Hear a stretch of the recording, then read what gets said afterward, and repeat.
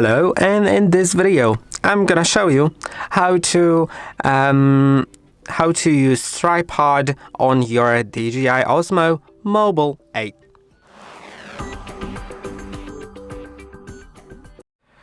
There are two methods of using the tripod. You can either use the built-in tripod or an external tripod, as you wish.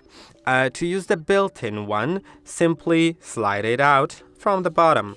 Then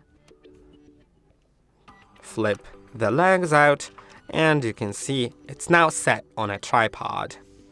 If you'd like to use an external tripod, fold the tripod here, put it in, and you'll see a screw on the bottom. That screw is standard size for screwing in a typical tripod, and it can be any size. I hope that this video was helpful. Don't forget to like, subscribe, and I'll see you in the next one.